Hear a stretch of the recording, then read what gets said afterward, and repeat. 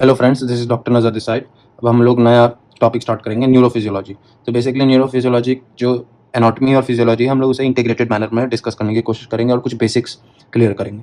तो nervous system under दो headings classified है, जो हम सब जानते हैं, सेंट्रल नर्वस सिस्टम और peripheral nervous system. Central nervous system के अंडर हमारा ब्रेन और स्पाइनल कॉर्ड आता है, ये सब जानते हैं। अब बेसिकली सेंट्रल नर्वस सिस्टम के कुछ बेसिक फंक्शंस होते हैं कि सेंट्रल नर्वस सिस्टम और पेरिफेरल नर्वस सिस्टम में फ़र्क क्या है।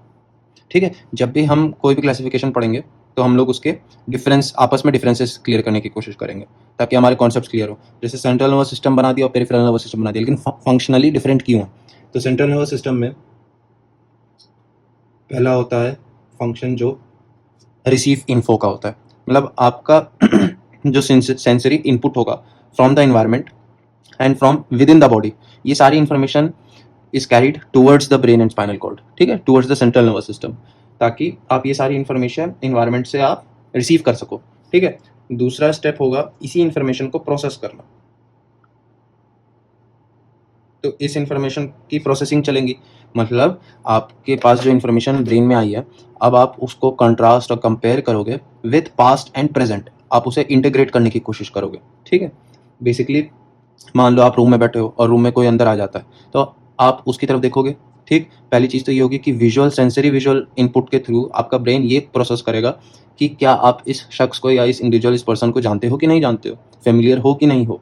ठीक है, तो ये पास्ट और प्रेजेंट को इंटीग्रेट करके ये रिप्रोड्यूस करने की कोशिश कर रहा है कि आपसे जानते हो कि नहीं जानते हो, एक्सपीरियंस है आपके साथ इसका कि नहीं। ठीक है, फिर उसके बाद वो तीसरा स्टेप लाएगा कि एक आउटपुट रिस्पॉन्स क्रिएट करना है, जनरेट अ रिस्पॉन्स। ठीक है, तो या तो आप उस इंसान की तरफ देख के हंस स्माइल दे सकते हो, या तो फिर आप उसे इग्नोर कर सकते हो। तो ऐसे में जो थर्ड स्टेप होगा वो रिस्पॉन्स होगा, रिस्पॉन्स या फिर जनरेटिंग अ मोटर रिस्पॉन्स। ठीक है, तो बेसिकली अगर मैं यहाँ पे आपको एक रफ स्कीमेटिक डायग्राम, मतलब एक रफ डायग्राम के थ्रू समझाने की कोशिश करूँ, मान लो ये CNS है। ठीक है, और ये मेरा सेंसरी इनपुट है। ठीक है, इन्वायरमेंट से आ रहा है।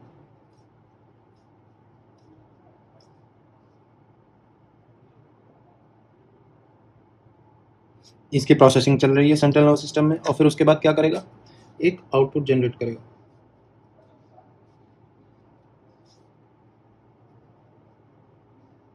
Motor response.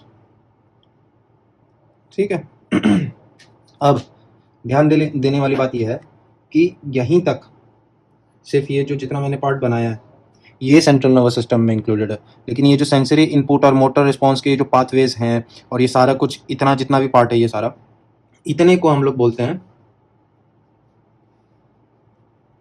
Peripheral nervous system. ठीक है, तो बेसिक कॉन्सेप्ट ये क्लियर हो गया कि CNS का इन्फो को हैंडलिंग के ऊपर है, इनपुट और आउटपुट, लेकिन जो पाथवेज हैं हमारे, जो इनपुट कैरी करके लाएंगे सेंट्रल नर्वस सिस्टम तक, जो भी पाथवेज हैं, ठीक है, चाहे वो मोटर हो चाहे सेंसरी हो, वो पेरिफेरल नर्वस सिस्टम में आते हैं। अब हम लोग पेरिफेरल नर्वस सिस्टम को डिवाइड करके देखते हैं कि इसके अंडर कौन से दो सब हेडिंग्स हैं। तो इसके अंडर हमारे पास आता है मोटर। ठीक, मोटर पेरिफेरल नर्वस सिस्टम, या फिर सेंसरी पेरिफेरल नर्वस सिस्टम। ठीक है, तो हमारे पास ये दो चीज़ें आ सकती हैं। अच्छा, अब अगर मैं इसी डायग्राम को अपने फ्लो चार्ट में इंटीग्रेट करने की कोशिश करूं, तो बेसिकली सेंसरी और ये मेरा मोटर, तो सेंसरी से क्या होगा, इंफॉर्मेशन जाएगी। ठीक है, और यही इंफॉर्मेशन हमारी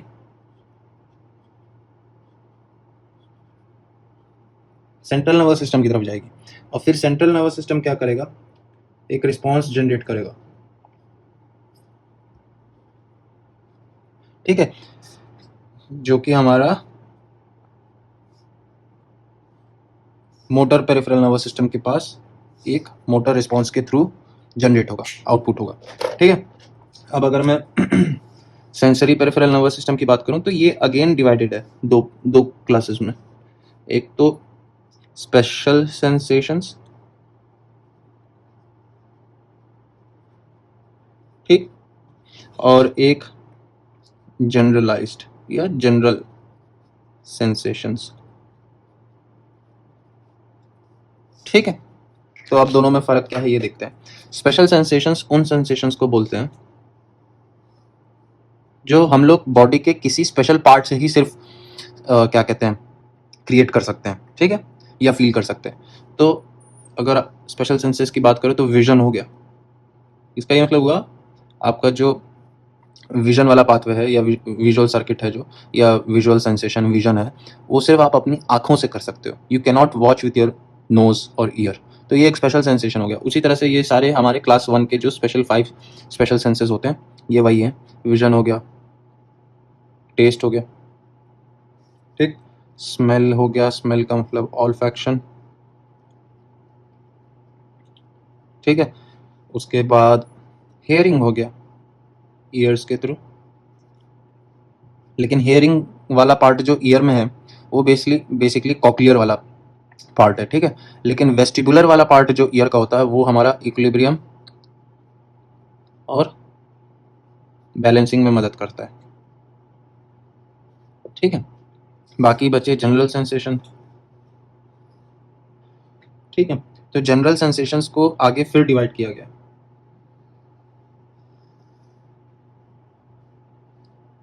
2 क्लासेस में। जनरल सेंसेशंस को सोमैटिक सेंसेशंस, ठीक, और विसरल सेंसेशंस।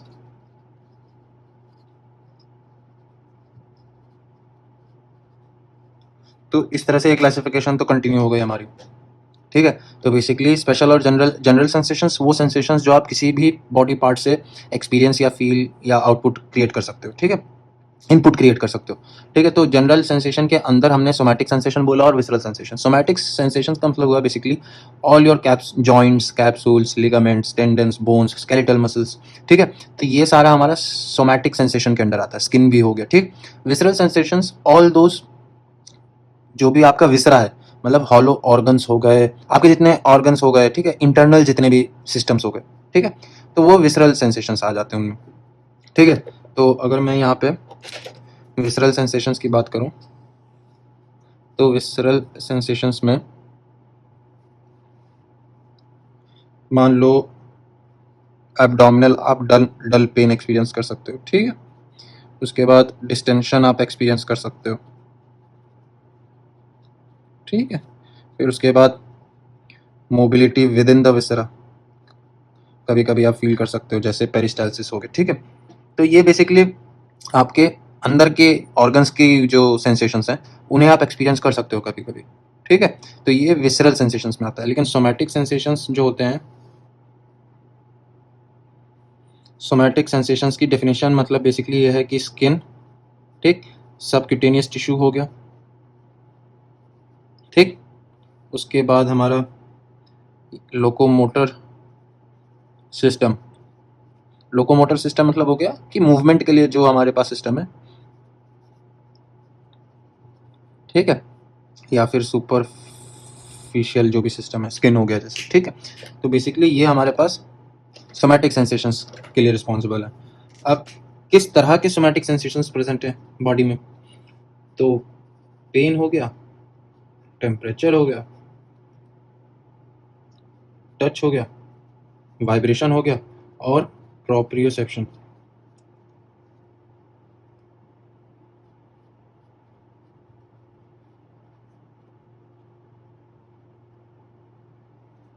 ठीक है। अब प्रोप्रियोसेप्शन वर्ड का मतलब क्या होता है ये समझना जरूरी है। तो प्रोप्रियोसेप्शन का मतलब होता है कि ऑल द इंफॉर्मेशन,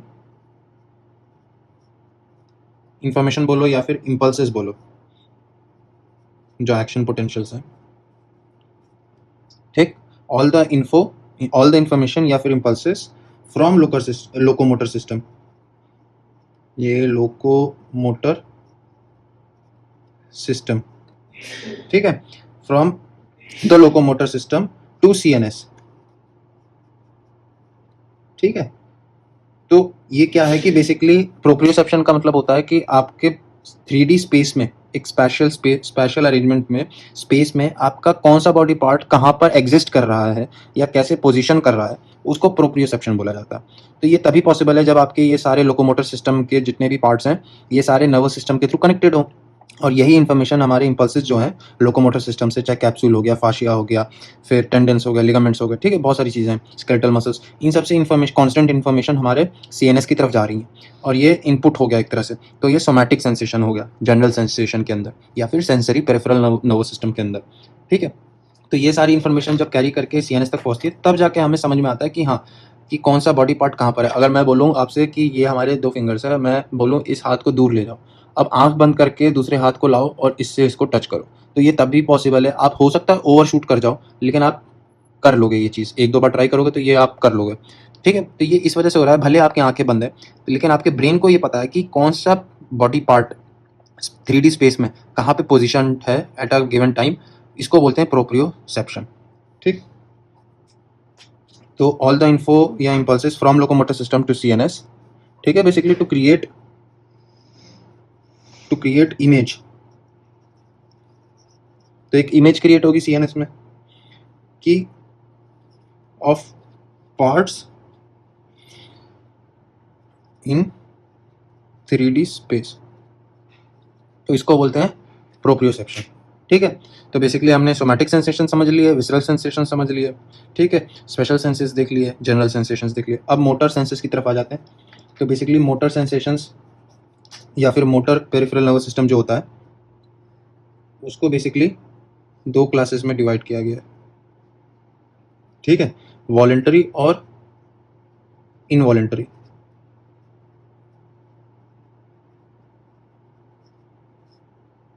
ठीक, तो वॉलेंटरी तो ये हो गया कि सोमैटिक मोटर रिस्पॉन्स हो गया, ठीक है, सोमैटिक मोटर रिस्पॉन्स। अब आप ये सोच रहे हो कि सोमैटिक यहाँ पे भी पड़ा और सेंसरी पीएनएस में भी पड़ा। भाई ये जो सोमैटिक सेंसेशन है ये इनपुट है, और ये वाला जो मोटर रिस्पॉन्स है ये आउटपुट है। तभी मैंने ये रेड एरोज बनाए हैं ताकि आपको कंफ्यूजन ना हो कि मोटर रिस्पॉन्स में जो सोमैटिक मोटर रिस्पॉन्स होगा, जो हमारे स्केलेटल मसल्स या लोकोमोटर सिस्टम के थ्रू हमारे रिस्पॉन्स आउटपुट क्रिएट करेंगे, उसको सोमैटिक मोटर रिस्पॉन्स बोलते हैं। और ये वॉलेंट्री है। वॉलेंट्री मतलब हो गया कि ये हमारे विल पावर के अंडर है, अंडर विल पावर। मतलब आप चाहो तो अपना हाथ हिला सकते हो, आप नहीं चाहते तो आप अपना हाथ नहीं हिलाओगे, ठीक। इसी तरह से जो सेकंड क्लास है ये इनवॉलेंट्री है, इसी को हम लोग autonomic motor response, autonomic motor response को हम लोग इनवॉलेंट्री रिस्पॉन्स बोलते हैं, ठीक है। और इसी ऑटोनॉमिक मोटर रिस्पॉन्स के अंडर हम लोग 2 क्लासिफिकेशंस पढ़ते हैं, सिंपैथेटिक और पैरासिम्पैथेटिक, ठीक है। तो बेसिकली यहाँ पे हमने ये देख लिया कि किस तरह से मोटर पेरिफेरल नर्वस सिस्टम की क्लासिफिकेशन हो रखी है, ठीक है। तो बेसिकली जो जो मेन पॉइंट्स है वो देख लेते हैं फिर से, कि हमें बेसिकली जनरल सेंसेशंस के अंदर सोमैटिक सेंसेशंस और विसरल सेंसेशंस के डिफरेंस समझ में आना चाहिए। फिर सेंसरी पेरिफेरल नर्वस सिस्टम के अंदर स्पेशल सेंसेस और जनरल सेंसेशंस के बीच में डिफरेंस समझ में आना चाहिए। On the other hand motor peripheral nervous system में वॉलेंटरी और इनवॉलेंटरी के बीच में डिफरेंस समझ में आना चाहिए, ठीक है। और ये basic functions central nervous system के समझ में आना चाहिए। मतलब सीएनएस एक तरह से इनपुट को प्रोसेस करता है और आउटपुट जनरेट करता है। आउटपुट जब भी जनरेट करेगा तो वो motor peripheral nervous system use करेगा, और इनपुट जहाँ से ले रहा है वो सेंसरी पेरिफेरल नर्वस सिस्टम से इनपुट ले रहा है, ठीक है। तो बेसिकली ये था एक शॉर्ट ओवरव्यू। ये फ्लो चार्ट है हमारा, बेसिकली न्यूरो एनाटॉमी कहो, न्यूरो फिजियोलॉजी कहो, ठीक है। तो बेसिकली ब्रेन का जो हमारे पार्ट्स हैं, ब्रेन के, ब्रेन और स्पाइनल कॉर्ड कहा गया है सेंट्रल नर्वस सिस्टम में। तो ये हो गया ब्रेन, ठीक। ब्रेन में ये सारी चीज़ें आ जाती हैं, मिड ब्रेन, पॉन्स मेडुला, ठीक है, ब्रेन स्टेम के अलोंग सेरिबेलम। और ये हो गया हमारा स्पाइनल कॉर्ड, ठीक है।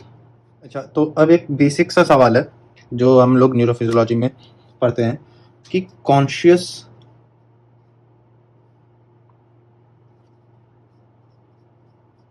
Level versus non conscious. ठीक है। तो कॉन्शियस और नॉन कॉन्शियस लेवल का मतलब क्या होता है और डिफरेंस क्या होता है?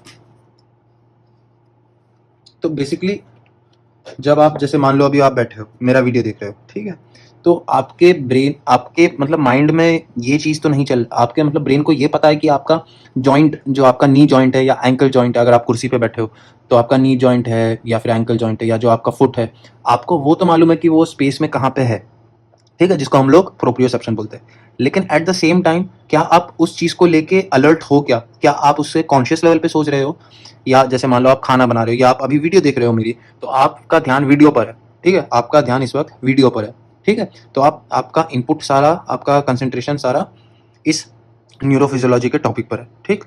तो ये वाला जो इनपुट जो मैं क्रिएट कर रहा हूँ, जो आप स्क्रीन से अपने फ़ोन टैबलेट कंप्यूटर से देख रहे हो, ये वाली इनपुट आपके कॉन्शियस लेवल तक जा रही है। लेकिन एट द सेम टाइम जो आपका पैर है, एंकल है या नी जॉइंट है, ये कॉन्शियस लेवल तक जा ही नहीं रहा है, ठीक है। लेकिन हाँ, एट द सेम टाइम अगर मैं आपसे वीडियो में ये पूछूं कि आपका जॉइंट किधर है, आंख बंद करके आप अपना जॉइंट का डिस्क्रिप्शन दो, एंकल जॉइंट का या फिर नी जॉइंट का, तो आप आंख बंद करके बता दोगे कि हाँ यहाँ, या आप खुद से उसे फील कर सकते हो स्पेस में कि हाँ यहाँ पर है, आप बिना देखे अपने पैर को क्या कहते हैं टच कर सकते हो कि हाँ यहाँ पर है, 3D स्पेस में पोजिशन है। तो नॉन कॉन्शियस लेवल से कॉन्शियस लेवल पे शिफ्ट करना और फिर कॉन्शियस लेवल से नॉन कॉन्शियस लेवल, तो बेसिकली ये वाली जो है साइकिलिंग, तो ये कब इंफॉर्मेशन कॉन्शियस लेवल तक जा रही है और कब नॉन कॉन्शियस लेवल पर है, ठीक है। इसको समझने के लिए बेसिकली ये मेरा ब्रेन है और ब्रेन को कोरोनल सेक्शन में बनाना पड़ेगा।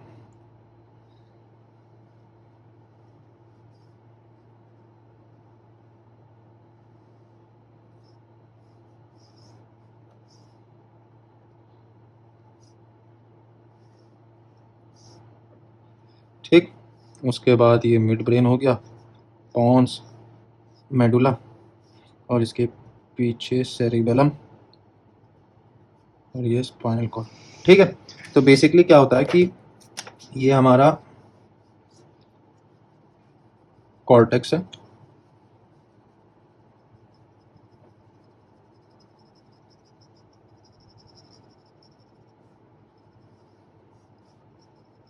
ठीक है। तो फंडा ये है कि आपका जो भी इंफॉर्मेशन सेंसरी इनपुट से आ रहा है, ठीक है, जो भी इंफॉर्मेशन है वो स्पाइनल कॉर्ड से होते हुए ब्रेन तक जा रही है। तो किसी भी इंफॉर्मेशन को कॉन्शियस होना कि आपको उसे कॉन्शियस लेवल पे, हाँ आपको पता हो कि हाँ ये इन्फॉर्मेशन आ गई है या आप ये इसके बारे में सोच रहे हो, आपको कॉन्शियस लेवल पे अलर्ट हो, आप मालूम है कि हाँ ये आप चीज़ अभी सोच रहे हो, एक्सपीरियंस कर रहे हो, उसकी जो सीट है ना सेंट्रल नर्वस सिस्टम में,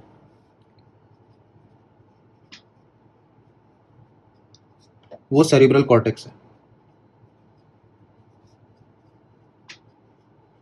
कि कोई भी इंफॉर्मेशन जब आपके सीएनएस मतलब सेरिब्रम में पहुंच जाती है, ब्रेन में पहुंच जाती है, चाहे वो इधर लेफ्ट या राइट हेमिस्फीयर हो, तो क्या होता है कि एक पर्टिकुलर सेरिब्रल कॉर्टेक्स का पार्ट एक्टिवेट हो जाता है। तो किसी भी इंफॉर्मेशन को इंटरप्रेट करने के लिए या फिर इंटीग्रेट करने के लिए जब कोई भी कॉर्टेक्स का पार्ट एक्टिवेट होता है ना, तो आपका माइंड या आप उसे कॉन्शियस लेवल पर सोचते हो। कोई भी इंफॉर्मेशन कॉर्टेक्स तक चली जाए तो कॉन्शियस लेवल बोलते हैं, अगर वो उससे पहले ही टर्मिनेट हो गई या फिर कॉर्टेक्स तक पहुंची नहीं तो उसे नॉन कॉन्शियस लेवल पे बोलते हैं। जैसे एट द सेम टाइम अभी आप वीडियो देख रहे हो बैठ के, तो आपका जो नी जॉइंट और जितने भी जॉइंट्स की इंफॉर्मेशन जो प्रोप्रियोसेप्शन के थ्रू आ रही है, वो आपके कॉर्टेक्स तक नहीं जा रही है, ठीक है, because it's not necessary for you. लेकिन एट द सेम टाइम मैं अगर मैं आपको कमांड दूं आंखें बंद करो और अपने लेफ्ट लेग के नी जॉइंट को टच करो, तो आप कर सकते हो, क्योंकि अब ये इन्फॉर्मेशन आपने जैसे ये कमांड लिया, ये इन्फॉर्मेशन आगे बूस्टअप हो गई सेंट्रल नर्वस सिस्टम की तरफ और सेरिब्रल कॉर्टेक्स ने उस कमांड को इंटरप्रेट किया और उस जो सेंसेशन जो प्रोप्रियोसेप्शन से आ रही थी वो कॉर्टेक्स तक चली गई। अब आप कॉन्शियस लेवल पर सोच रहे हो, अब आपके प्रोप्रियोसेप्शन के जो इनपुट्स हैं वो कॉन्शियस लेवल पर आ गए, तो आपका सेंट्रल नर्वस सिस्टम पीएनएस के होते हुए मोटर रिस्पॉन्स जनरेट करेगा और आप अपने लेफ्ट नी जॉइंट को टच कर लोगे। तो बेसिकली इसको बोलते हैं कॉन्शियस लेवल और नॉन कॉन्शियस लेवल। यहाँ पे कुछ टर्म्स है, डिस्कस कर लेते हैं। ये हो गया पॉन्स, ठीक, ये हो गया मेडुला, ठीक, इसको बोलते हैं सेरिबेलम, ये हो गया स्पाइनल कॉर्ड, ठीक। अब यहाँ पे ध्यान से देखना कि यहाँ पे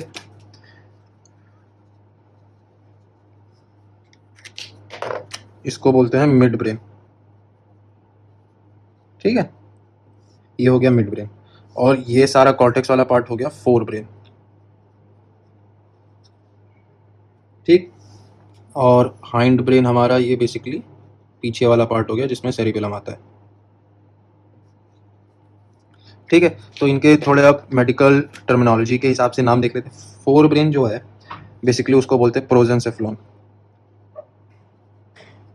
सेफेलॉन वर्ड का मतलब होता है, सेफेलॉन वर्ड का मतलब होता है हेड, ठीक है। एनसेफेलॉन मतलब ब्रेन हो गया, विद इन द हेड, ठीक।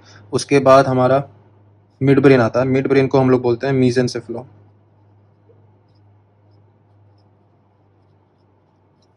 और उसके बाद हाइंड ब्रेन को हम लोग बोलते हैं रोम्बेन सेफेलॉन, ठीक है। तो रोम्बेनसेफेलॉन, मीजेंसेफेलॉन और प्रोजेंसेफेलॉन। अब प्रोजेंसेफेलॉन भी आगे दो पार्ट्स में डिवाइडेड है बेसिकली, डाइनसेफेलॉन और टीलेंसेफेलॉन। इसको कैसे याद किया जाए, तो बेसिकली जो आउटर वाला पार्ट है कॉर्टेक्स का, इसको बोलते हैं टीलेंसेफेलॉन, ठीक। और जो इनर वाला पार्ट है deep inside the brain there is grey matter located which is known as diencephalon, ठीक है। तो बेसिकली 1 और 2 क्या है,